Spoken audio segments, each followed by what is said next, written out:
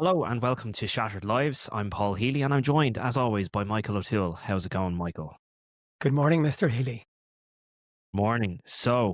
I'm recording with you even though I'm technically on annual leave, but there's no such thing as annual leave in our job. So uh, happy to be here nonetheless. Let me assure you, Mr. Healy, there will be next week when I'm off. That will definitely be annual leave. You're on your own, big lad. Look, this podcast is something I'm proud of and I'm happy to do it. So, this Let me is ask you. a pleasure, Let me not a ask you. job. Go on. I put it to you. How many stories did you do this week when you were off? Well, I gave you a story. No, I'm only messing with you.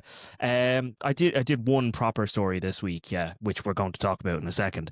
But yes, I just think it was probably too big to ignore. Why? As our union rep, as our union leader, I have to give you a bollocking for doing that. Well, look, I mean, some stories you just can't ignore, and that's the way it is. But I try to take time off. I wanted to talk to you about Spotify Wrapped first Yeah. before we get into the stories of the week. I want to shout out because a friend of mine, she was giving out to me that I wasn't. Well, she was only messing, but now I'm going to embarrass her. I'm not going to say her name, so don't worry. I'm not going to put your name out into the universe. But thanks so much for listening to Shared Lives every single week. You streamed 1,841 minutes and you're a top 4% fan, apparently. And you're one of many people who've sent us a couple of screenshots of their Spotify Wrapped over the last couple of days. So I'm flattered. I'm sure you are too, Mick. Oh, very much so. Someone very kindly sent me something on Instagram with their I think was it number 3? I can't remember, but yeah, it was in the top 5. So that's good to hear, and others as well.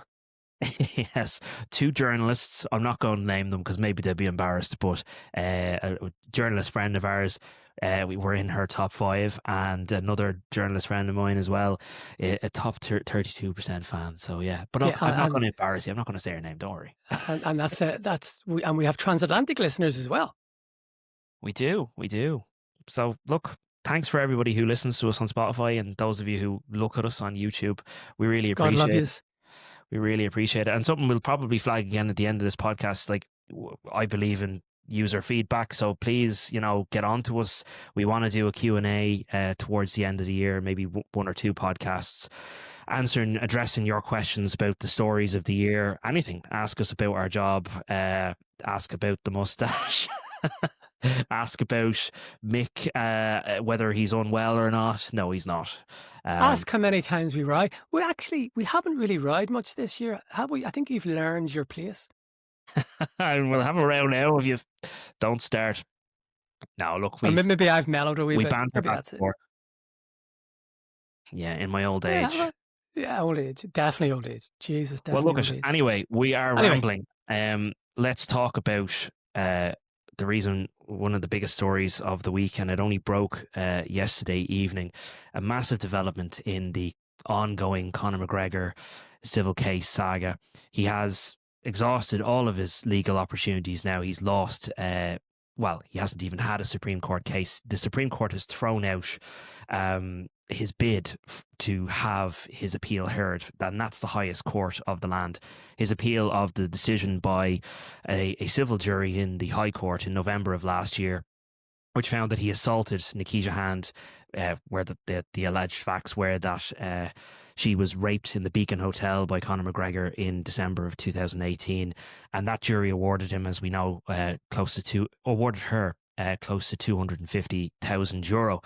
He then appealed that to the Court of Appeal, and the Court of Appeal threw out that particular appeal in July of this year.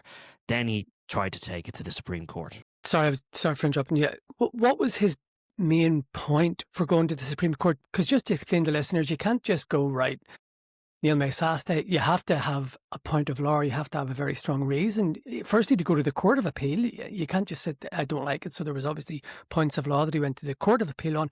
That rejected it, so he went to the Supreme Court. What was his reasoning?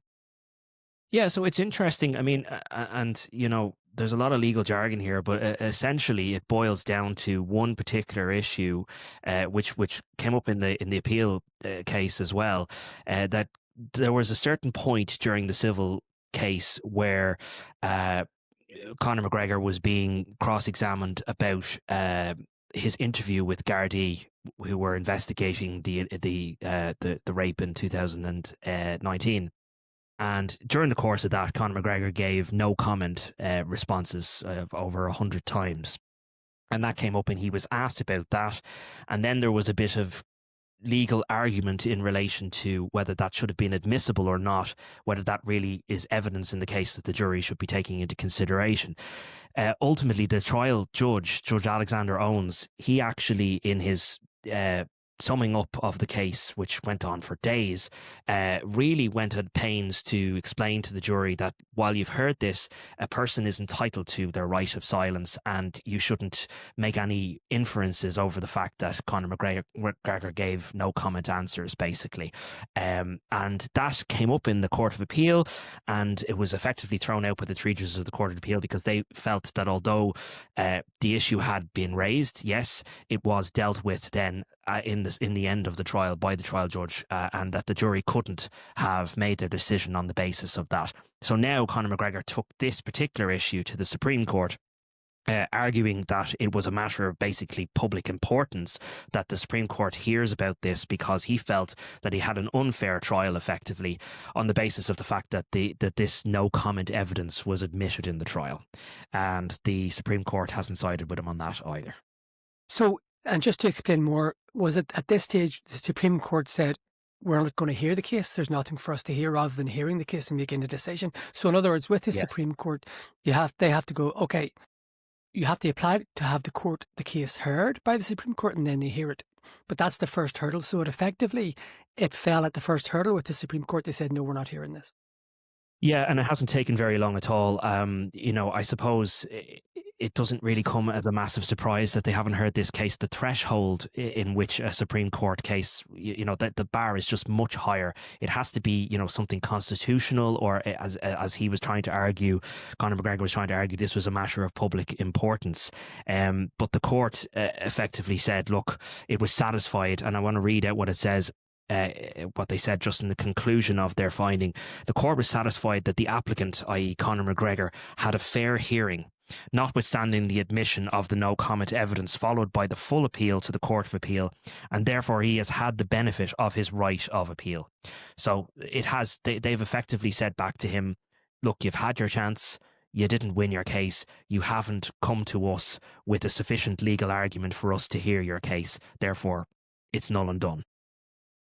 I wonder, do you know the way we've said this about in criminal cases, and I know this is civil, but you know the way that in criminal cases, when the Supreme Court says no, people can go to Europe. I wonder, does Mr. McGregor have that possibility to go to is it the European Court of Human Rights? He possibly could take a Court of Human Rights case, but that would be extraordinary. But then again, he has the time, he has the money, he has the resources to do that.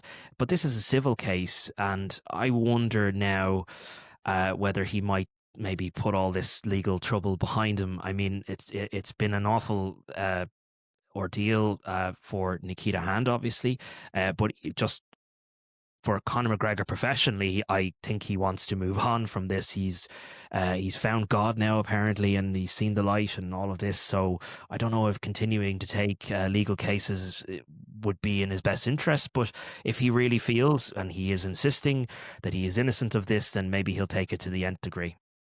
And we do know that this is costing him an absolute fortune. As you say, Miss Hand was awarded just short of €250,000, but there are the legal fees as well. So how long did that case last in the High Court, Paul? Can you remember? So it started in November, and I think it concluded... Good question. I think it went on for nearly a month. Yeah, it was just about 3 or 4 weeks. Yeah. Right. That's an awful lot of money. That's multiples of the award. I believe it was 1.5 million was the sum. Yeah. High Court's very expensive, and the Supreme Court is probably more expensive, so this will not have been cheap. No. I just want to say, look, this is the end of a long saga for Nikita Hand, particularly. And, whatever, your opinion is on this, and I will give you mine, and I will only give you mine on the basis of the evidence, because the evidence is what it is, and a civil jury found that Conor McGregor, on the basis of the facts that they found that Nikita Hand was raped by Conor McGregor. And there was very compelling evidence in that case. And the Court of Appeal upheld that particular finding by the jury, and now the Supreme Court has also refused to hear Conor McGregor's appeal. And this is the end of a long saga for Nikita Hand, who I know has gone through a very, very difficult time with all of this. I mean, it's 7 years of her life. And you have to think about that, like the level of public scrutiny that she has gone through, having to take this case, having her name put out there publicly. Like, I do wonder, had this gone to a criminal court, would she have been identified? Would she have wanted to identify herself? Well, she wouldn't have been identified during the court trial unless Conor McGregor had been found guilty. Then she might have waived her right to anonymity. But I do wonder whether she would have put herself through that. Because this has been, and I can only imagine, and we probably don't even know the half of it. She has had widespread condemnation from his fans, or so-called fans, from people all over the world who have hit her with all manner of abuse, horrific stuff. And I'm sure that some of it has gone. Well, I know a lot of it has gone far too far. So that alone has been very difficult for her. But then also, she says she was raped by Conor McGregor. She was, I saw the photographs of the horrific bruises that she suffered. She clearly was the victim of a horrendous attack. So for her to have the bravery to come forward and to fight this all this time, it's extraordinary. She's been an incredibly brave person. We were only talking about this the other day, Paul. You're right. I was just looking back on our old copy. It was. I think it was the first couple of weeks in December of 2018. So it'll be 7 years next week, probably. What a tremendous ordeal that poor lady has gone through in that time. And you're right. A lot of the online commentary about her during and after the trial has been really outrageous. It's uncalled for, and the level of people who supposedly, are all for women and children and are against rape and all of this, are hurling abuse at a woman who clearly was the victim of a horrific attack. The double standard, it's just extraordinary. And I don't want to get into everything that they're saying, but I just my heart goes out to her because I think she's been through a really tough time. I want to just make, if you'll indulge me, I want to read out just some of her statement. Yeah, this is important. So Nikita released a statement to us and to other media outlets yesterday after this momentous decision by the Supreme Court. And she said that after 7 years of seeking justice, accountability and peace, I am pleased to say that the Irish civil justice system has allowed my voice to be heard. It has allowed me to speak my truth. It has afforded me vindication. This in and itself is part of the healing process. She also said that the public and private roads that I and my loved ones have travelled have been long and painful, and today marks not a victory for me, but for all of those who have been treated as I have. You are never alone on your journey. If you choose not to be, help and support is there. She went on then to thank the Dublin Rape Crisis Centre and also to her own legal team and to the Sexual Assault Treatment Unit at the Rotunda, who took care of her, and first responders. Coleman Legal Team was her legal team, which she said listened, understood, supported and advocated for me in this long and difficult case. And she said, I have to say, all of us who have made or are about to make this difficult journey towards justice, our voice is the most powerful thing we have. Don't be afraid to use it. So that's her message. That was a very strong statement. It is. And I know for a fact there are many people out there who have been inspired. Victims of abuse and sexual assault and rape have come forward, have been empowered to come forward thanks to Nikita Hand. And I don't know whether she even is aware of the amount of people that she has inspired by coming out and taking this case and speaking out as she had and has continued to do so. I will say, and many people might be saying, cynical about this. Oh, she could be trying to make something out of this, doing countless interviews and all that. She hasn't done that. She has stayed out of the public spotlight. She has not sought to, I don't get the sense from her that she wants to be in the spotlight per se. She's been thrust into it unfortunately, and I'm sure someday she will come out and talk and tell her story, and she's perfectly entitled to do that.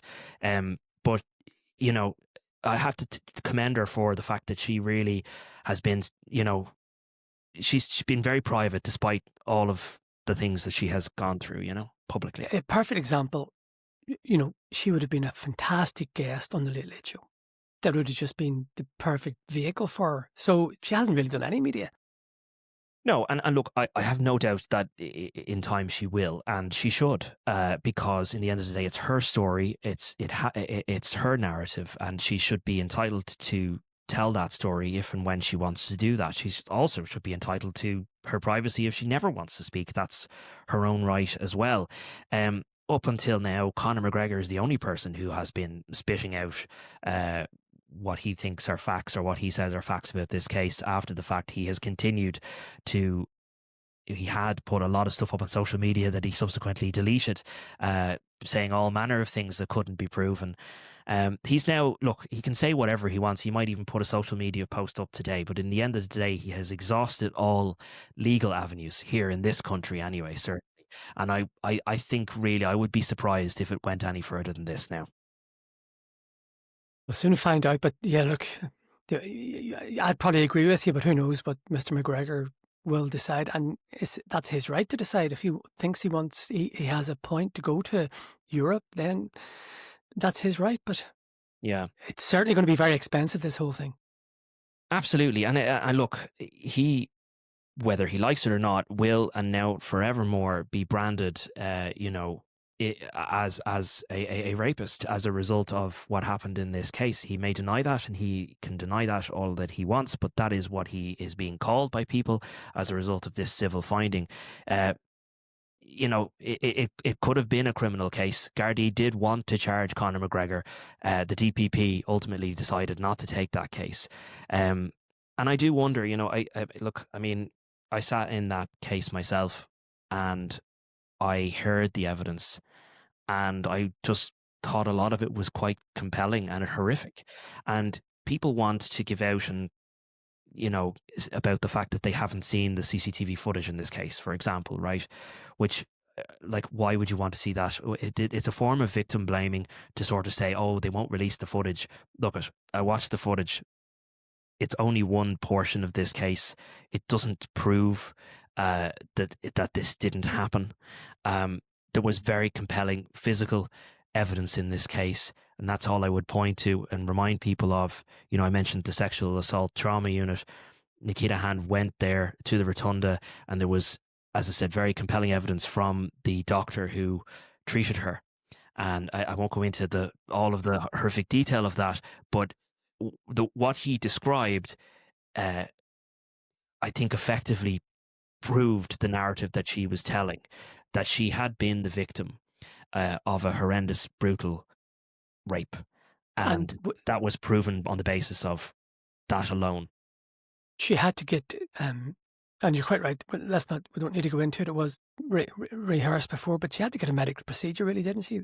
She did, yes. And look and then you have people who will say, well, that doesn't prove Conor McGregor did it. Look, I'm not going to go through every single factor. You can go back and read the facts of this case. There's an awful lot of victim blaming going on here. Oh, she was drunk and she took drugs, etc. As I said, there were horrific photographs of her bruises. There was compelling evidence from the paramedic who treated her, who said, Etna Scully, who was a seasoned paramedic with Dublin Fire Brigade, said this was the worst case that she had ever come across in her career. All of that was very compelling evidence, and you can talk about all of the other circumstances all day long, but I just, those two factors alone, I think, are very, very hard to disagree with in terms of them being compelling evidence in this case. And look, the DPP didn't want to take it to a criminal case, and this is as far as the process can go. But it's extraordinary, isn't it, that we even got to hear all of this at all, given the fact that the DPP never took this case. I mean, for someone to take a civil case at all for rape is really unheard of. Very, very rare, extremely rare, because, as you said, Paul, victims and alleged victims are by law are guaranteed anonymity. during and after the court case. It's only when if they lift the anonymity themselves, that their attackers can be named, but that sometimes means that they have to be named. So it is almost unprecedented that someone in this case would, come forward effectively, because when you go to the civil case, your anonymity goes, and that's it. So, she had to really open herself up for this public gaze. So that must have been a very, very difficult decision for her. Massively so. And I know, I look, I mean, I have had conversations with people who would know her quite well, and I have spoken to her privately as well at times, and I do get the sense that she, has suffered a lot in her personal life and I'm sure that this continues to be very, very difficult for her. So she has to be commended for coming forward and taking this case, and I think she's inspired many. I know of another, I just won't say names, but I do know of another case, for example, where the DPP did not take the case.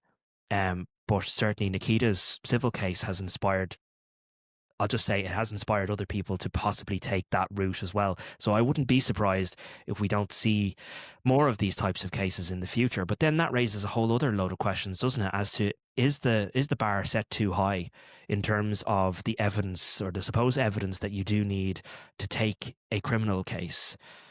It raises those questions. Well, the burden of proof in civil case is balance of probabilities. Yes. 51%, right? Or 50.5%. For a criminal case, I'm going to give you my opinion. It has to be higher, and it is higher. So it's beyond reasonable doubt. So in other words, the Gardaí and the prosecution authorities have to prove this effectively the whole way, because it's a very, very serious thing to be charged with a criminal offence. So there is that higher level. Yeah. And I think that's really important, that it's a higher level, that it is beyond reasonable doubt. Yeah, I would agree with you on that. I do wonder, in general, when you have a case where there is compelling physical evidence, that, and who am I to criticize the esteemed lawyers who look at this from a much higher standard than maybe I do, but there when there is very compelling physical evidence, is there not a question of, look, let's let the jury decide, let them decide on the basis of the facts that are here. And all that you and I do know is that the Gardaí who investigated this case did want McGregor charged.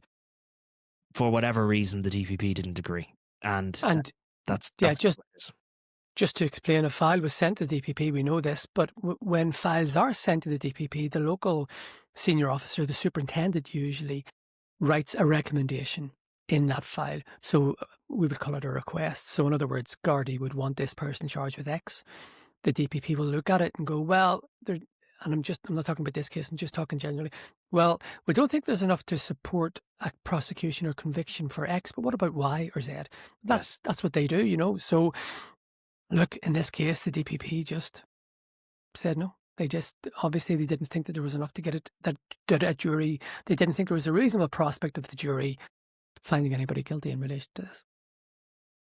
Well, look, it just from a civil case point of, this actually isn't really necessarily the end that we're going to hear of this. It's certainly the end of Conor McGregor's legal chances of having it appealed, say for something extraordinary happening.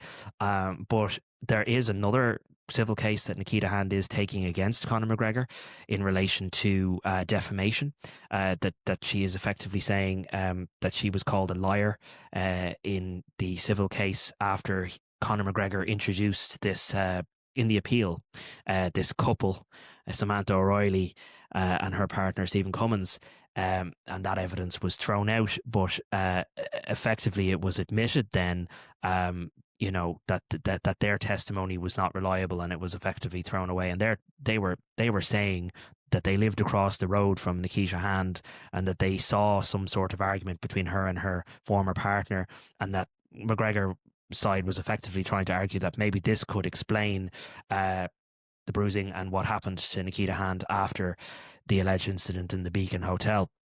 That was all thrown out, and so Nikita is taking her own case now against Conor McGregor in relation to that. So who knows when that's going to be heard? It's obviously going to be probably in the new year, but that's all going to get raised again, basically. And James Lawrence, who was also sued by Miss Hand in the High Court civil case, the jury rejected Miss Hand's assertion that Mr. Lawrence raped her, but he is suing Miss Hand now as well. So that'll be another chapter in this case as well. That'll probably happen next year as well. Yeah. So we haven't necessarily seen the end of this, but it is the end of probably the most difficult part of this for Nikita Hand, which is that McGregor was trying to challenge the finding by that High Court jury all the way back in November of last year that she was assaulted by Conor McGregor, and that's so. Look, I'm glad for her that she doesn't have to go through any of that anymore. And I think now that means if any of the money was held up, and McGregor might have been able to legally argue that he didn't have to pay over the €250,000. He'll have no leg to stand on now. That money will be paid to Nikita Hand. So the end of a long road for her. Shall we talk about your French hero story? Because this is an extraordinary story. He's a county down hero living in France. But you're right, it's remarkable. We're recording this on Friday morning. We did this story earlier today. Quite remarkable is probably the right word for this. Essentially, there's a man called Owen Campbell. He's a solicitor from Warrenpoint in County Down. 2008, he moved over to France. He always wanted to learn French, and he ended up staying there when the economy tanked here. So he's working in the Catholic University in Lyon as a lecturer and data protection officer. And in November 2022, he lives in a place called Villeurbanne, which is a city right beside Lyon, down in the south. Some people might say it's part of Lyon, but it's technically separate.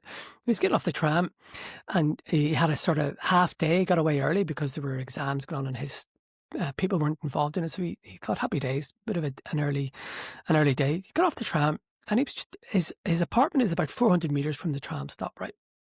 And he just got off, and he was walking through a wee car park, which everybody takes as a shortcut. And he saw this man walking in front of him, and he goes, just something didn't chime, just something didn't sit right. And there was a young lady, probably about 22, walking towards them. And suddenly the man went over to her and grabbed her by the shoulders. And in French, Mr. Campbell said, Madame, vous connaissez cet homme? Which is, do you know that fella, right? And she just said no, and your man smacked her across the face. So at that, Owen Campbell ran over it. By chance, there was a Croatian man coming from another side of the car park, and he saw what was happening, and they both ran over. But while they got there, this man had the French lady in a sort of chokehold. He was strangling her with his forearm, and he was killing her. Basically, Mr. Campbell had to intervene, and I thought, I knew that he'd intervened, and I thought when I was speaking to him, he was going to say, I had to use physical force. He said, basically, I knocked his malt in, as we'd say in Belfast. I've got the quote here. I just want to read it out. 1 second. It's just a really, really great quote. He said, I had to give him a terrible beating. He just wouldn't let go. He was killing her. Right. So I asked him, I said, how many times did you hit him? And now he was a boxer in Warrenpoint, and he still does a bit of boxing today, and he's heavily involved in GAA in Ireland and over in France. And he said 7 or 8. Now, on the 8th punch, it sort of woke your man up, and he let go, and then they got him down on the ground and put him in a hold, and the cops came and everything. But in the 8th punch, Owen hurt his hand, right? And he didn't really realise it was so bad. He said, when you're playing GAA or when you're, doing boxing as a kid, you do get wee incidents with your hand, and it's not that bad. But a couple of days later, he realised it was quite bad. Now, the heels of the hunt, he had to go for months of specialist medical care, and it turns out he had a ruptured tendon in his hand from punching this fella. So there's a thing in France called a fond de garantie, which is like a compensation fund. So he lost about €6,000, in side earnings and overtime and that sort of stuff. He couldn't drive, so he had to get taxis. So he reckoned it was about €6,000. And he applied to this fond de garantie for compensation. And they turned him down because they said, you were not the victim here. He did not attack you. You saved that woman's life. He was complimented by the local mayor, but they refused to give him the money. And what he said to him is, look, I was in the red because I helped this woman. I'm hoping that the state will help me go into the black. I don't want a Ferrari. I just want compensation for my expenses for saving this woman's life. And he undoubtedly saved that woman's life. but the friends have just said no. Terrible story, but it was a remarkable story of bravery. And one thing I say to him is, do you regret it? And he said, no, I absolutely don't regret it. But I was sort of saying, well, do you not have a bit of pride in this? And he said, I look back in this, and the incident was so bad that all I can feel is disgust for that whole incident. I can't take any pride. He has PTSD from it. He can't take any pride. His overwhelming sense is of disgust, because that woman, he actually said, the lady was screaming, and in the end, she ran out of breath, and she couldn't scream because he was killing her. He was strangling her to death. So you can only imagine what goes through his mind when he's thinking about this. He doesn't take any pride. It's just horror, really. That was a totally random assault. She didn't know him. Just Jesus Christ. Now, it turns out the man had serious mental health difficulties. He had full schizophrenia, and it was, he said schizophrenic delirium, and he's been, in Ireland, you'd be put in hospital in the Central Mental Hospital. It's effectively the same thing there. So he hasn't been in prison, but he's been hospitalised in a secure mental health facility. And the other really frightening thing was, the rest, before this incident in which Mr. Campbell and the Croat man intervened, the same man had attacked 4 or 5 other women, including a 70-year-old lady who he viciously assaulted, tried to kill, and she was in a coma for several weeks. So he was on a rampage. And one thing he said was the police arrived very quickly. And the reason why the police arrived so quickly is they were looking for this man because they had received all the other incidents. So Owen Campbell is without a doubt an Irish hero. And in my mind, he's very modest. He has been treated very shabbily by French authorities. Big time. Do you mind me asking how you got this story? Because it's so kind of random. Yeah, happily. We have a mutual friend, and what happened was that Mr. Campbell took the court case to this panel, a court panel, compensation, the funded guarantee thing, in September, and he lost. So he decided, now this was in November 2022 when the incident happened. September this year, they said no. So he decided to speak to a French newspaper in Lyon called Le Progrès, and there was a page in that paper, and a buddy of mine sent me it, and he goes, there you go, Mick. And I went, Jesus. So I contacted Mr. Campbell, and he rather charmingly gave me the whole story. And it's, when you're interviewing somebody, Paul, he's a sound fella, right? When you're interviewing somebody and you go, right, I'm hoping for the pay shot here, I'm hoping we get a good quote. But I thought he would go, I had to use force. He basically said, I had to get stuck into him. And I was going, how many times did you hit him? 7 or 8. I hit him hard. I had him really, really hard. It was urge people to, it's up in the Mirror online, and it's in the Star and the Mirror newspapers today. It is a fantastic interview. And just to give you an indication, I recorded it with his blessings just for accuracy. The transcript was 8,000 words. I spoke to him for 50 minutes. I cut it down to 4,000 words, and I was going, Jesus, this is such a brilliant story. And then I had to cut that down to about, we write, a long story for us is about 1,200 words. This was 2,000 words. And I just said, wow, I'm running it all. This story has to come out. What a story. Write a book with him. So he's a man from Warren Point, and he is an Irish hero. Well, hopefully he does get some compensation for that horrendous ordeal. I mean, yeah, look, he's a hero, and that woman is very lucky that she wasn't killed, just horrendous. Let's be clear about this. Owen Campbell saved that woman's life. Mm-hmm. By punching the lights out of that fella, he saved that woman's life. Yeah. Remarkable man. We need more people like him. We want to talk about another story, and this is something, to be fair, thankfully people do tell us about things, and it's great that they do, because there's so much that we do miss. But one area that we don't really touch very often, and most newspapers don't touch very often, is the children's court. And look, you can understand they're pretty harrowing cases, but also children cannot be identified, so those cases just generally don't really get covered. But we learned earlier this week about a case that was before the Children's Court in relation to the theft of a car from a family home, a burglary at a home in the Dublin area. And the harrowing part of this is that this family had a young boy who was suffering from leukemia, was getting cancer treatment, and the family were really going through a very hard time when they wake up in the morning to find that the car had been stolen, and they were actually bringing this young child to hospital that morning, and it obviously caused a massive, horrendous ordeal for them. Well, Mick, you were across a bit of this, and you got to actually speak to the father of this young child. Yeah, so the young child had leukemia, 6-year-old boy in, as you say, West Dublin, Paul. And I did speak to the father. Lovely man. What really struck me, and we do this, we do a newsletter, Paul, and we send it out. And I just wrote it this morning. And one of the things that I wrote in it was, I've spent a week talking to people who are living the after effects of crime. A stolen car, in the grand scheme of things, is not the world's biggest crime. It devastated that family. That man, his life, I said in the piece that we did together, his life has been turned upside down. And I don't think that's an exaggeration. He was taking his son to Crumlin Children's Hospital that day. He'd had 2 transplants, bone marrow transplants, over in Scotland.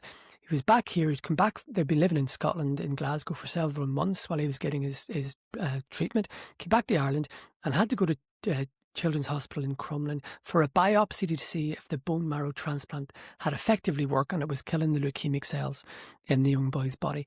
And he got up early, 6:30 in the morning, get himself and the young kid ready, went downstairs, saw his car keys were missing, looked at the door, saw the door and the door frame.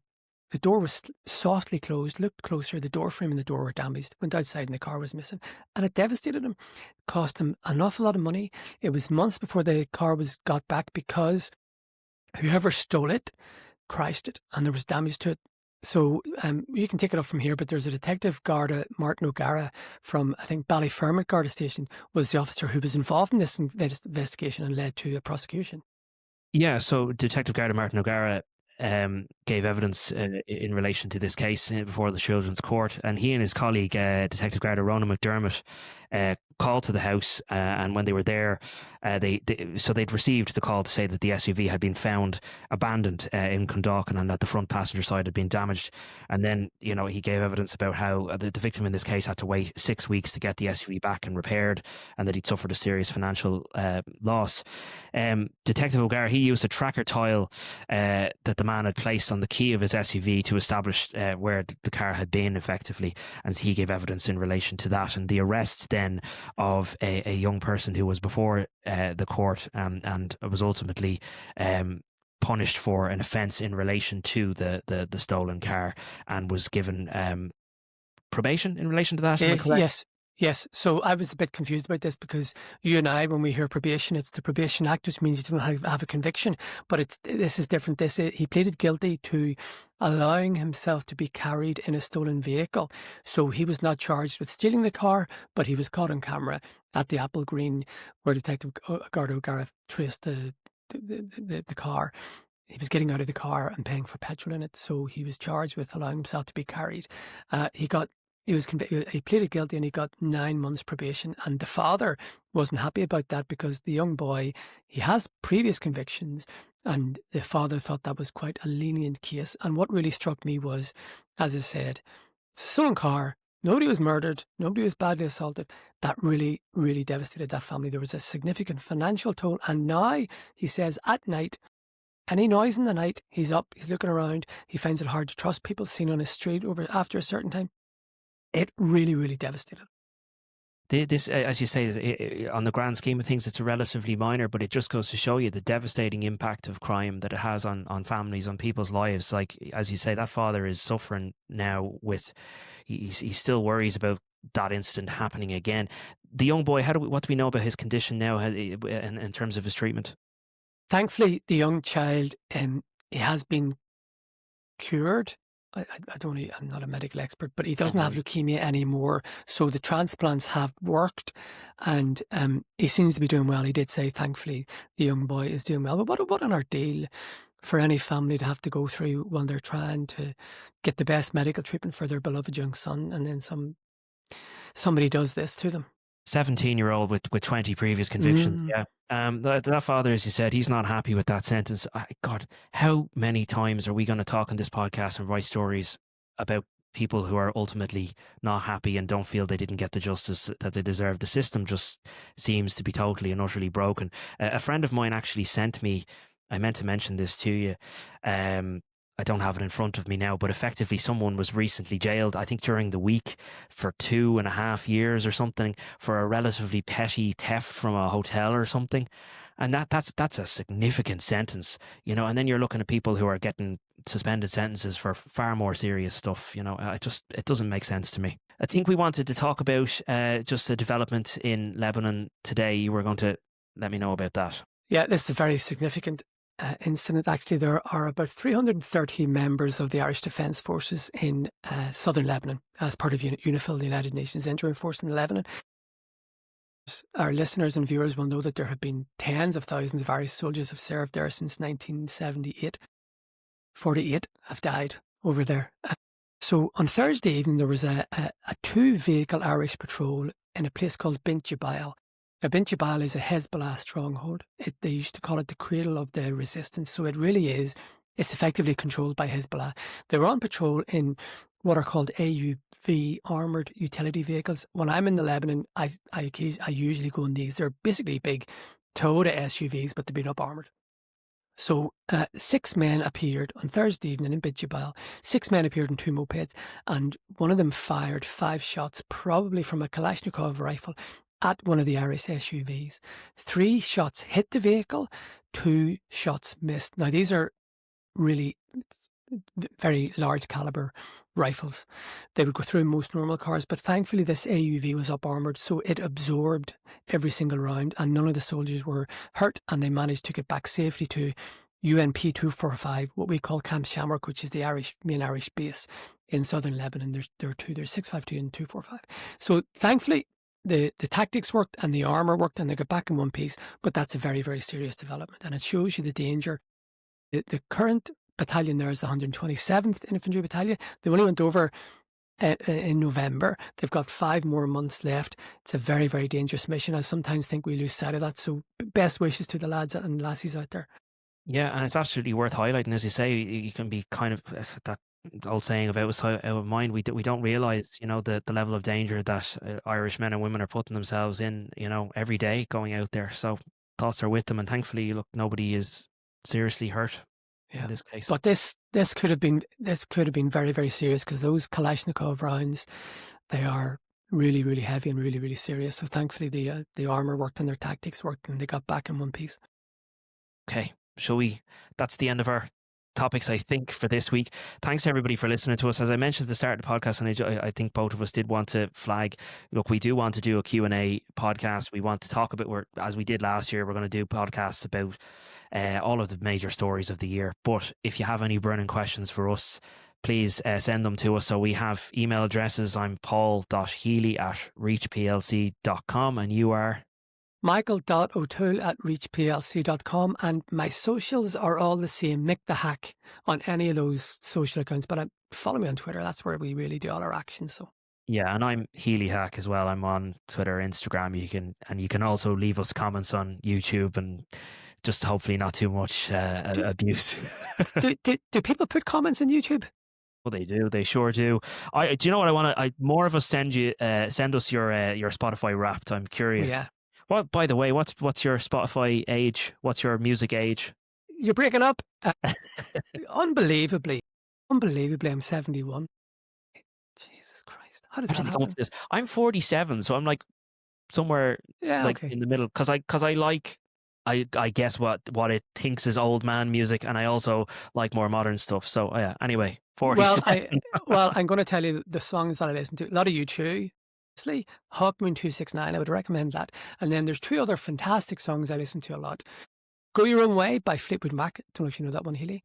And Sympathy for the Devil by Rolling Stones. Just listen to them, people. They're fantastic songs. They're all great. And look, age is only a number.